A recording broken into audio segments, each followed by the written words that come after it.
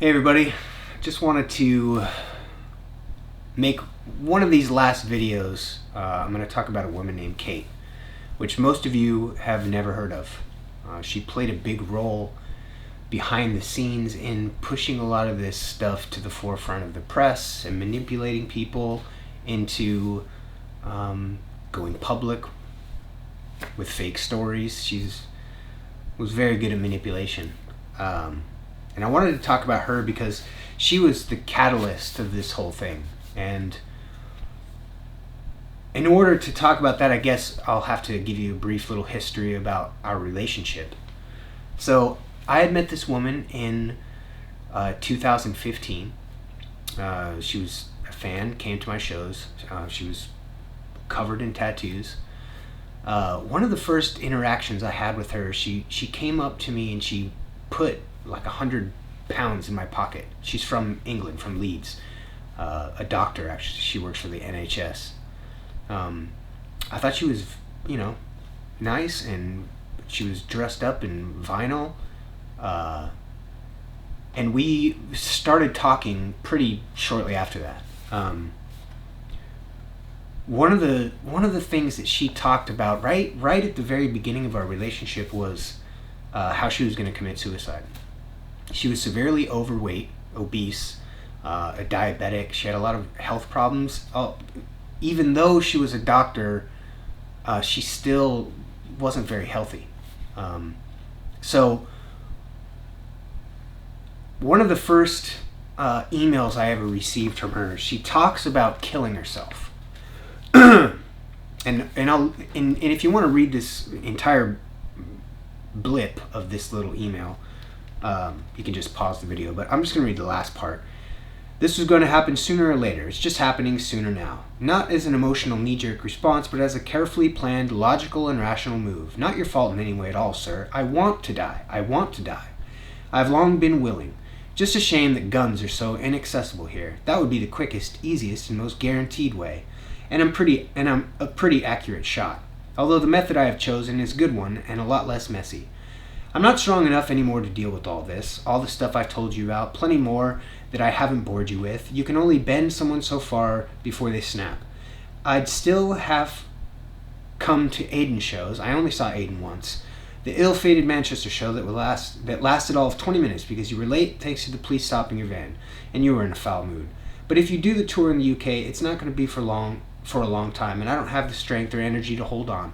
Much as I want to see and serve you in person, I'm not hysterical. I'm tired and resigned and hopeless and accepting and beaten this time. I'm sorry about letting you down, sir. I've requested Where the Angels Burned to be played at my funeral. I hope that's okay. Seems most appropriate, one of my favorite tracks. In the flames of my own failure, I guess funerals aren't really this place for sex noises, swearing, and kink. So, being one of the very first emails I received from her, which, by the way, over the course of 3 years, I received a total of 808 emails from her. Each email contains roughly 5,000 to 7,000 words per message. So over the course of 3 years, that's like 5 million words she wrote. It's like 30,000 words a week, 5,000 a day. These are, here's some footage of me just scrolling through just the first 3 or 4 emails. Here's the first email she sends me.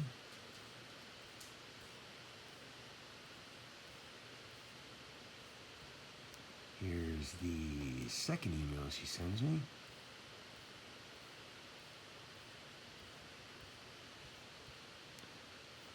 Here's the third email she sends me. Beginning of 2015.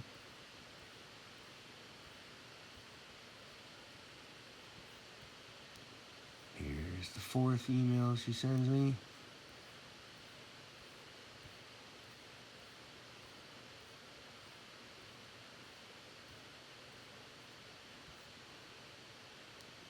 You get the idea.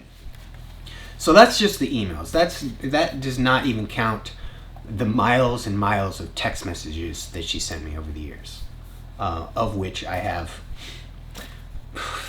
I don't even know, that hundreds of thousands of text messages and pictures and videos. And, I knew that this woman was clearly obsessed, right from the beginning. And I really truly believed that she was harmless, because her obsession with William control and with BDSM was all stuff that I was into. And years ago at that time, when I had this sort of God complex that I want to save women who are broken, I kind of fed into that obsession, and I quickly started, the relationship started, and I put her, on a schedule.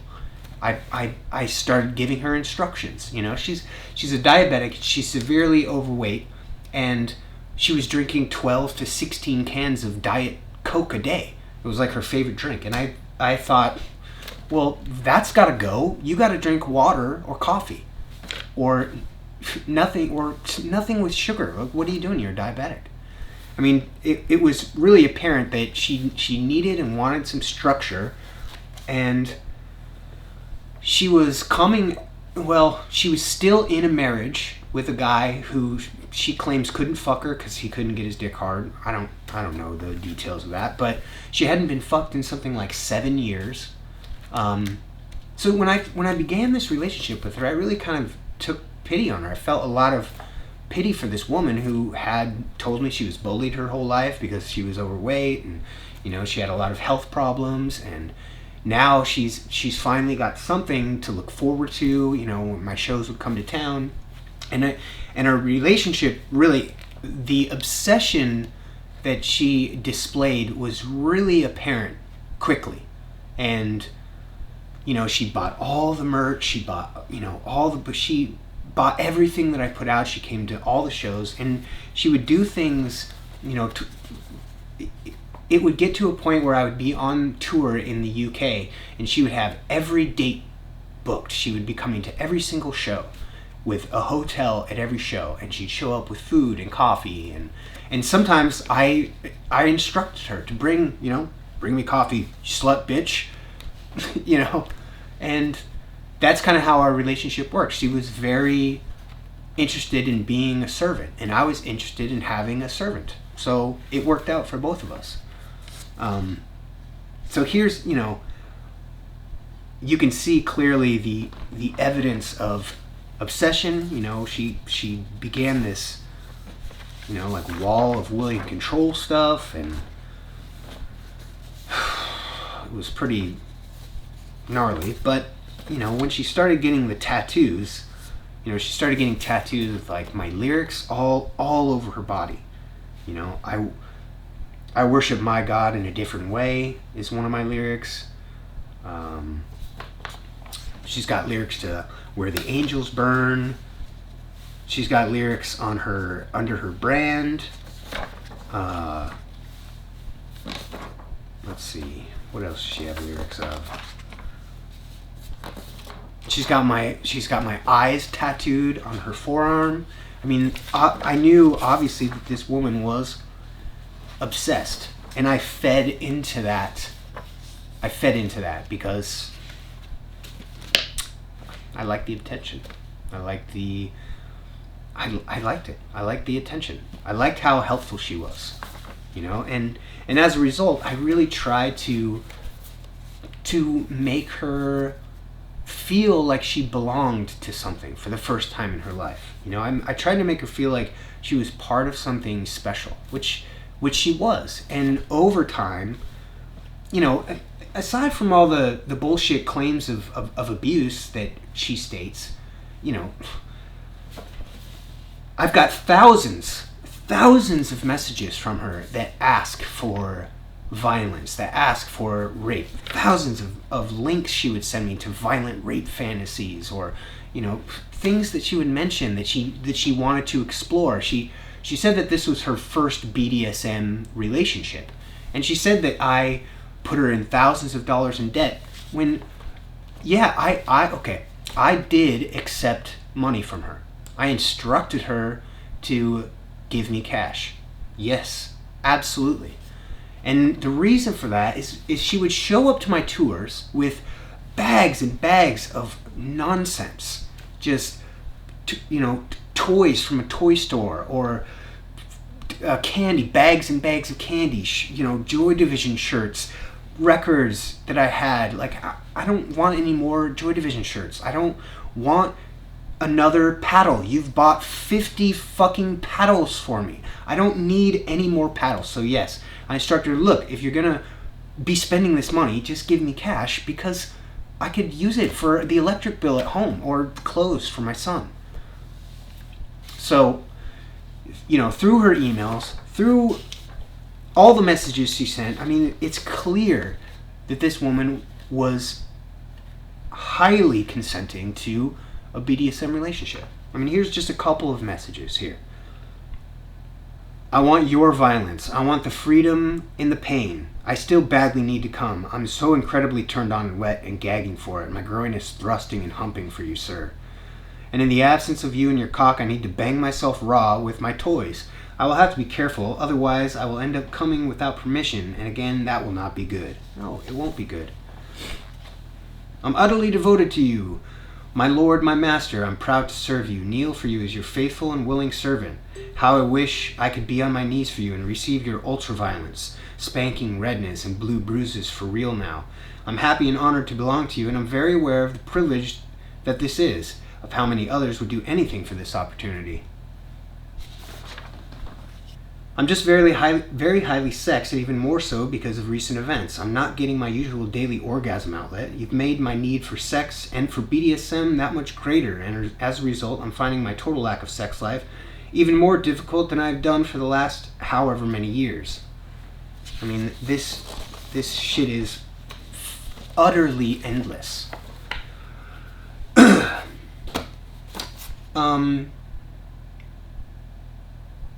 So we get to a point where, in our relationship, I trust her a lot more. I let her into my heart. I let her into my privacy. I gave her access to my social media accounts because she worked on the Submit clothing stuff, and she did orders through PayPal, and she helped me come up with merch design ideas, and I gave her really unfettered access to my PayPal account, and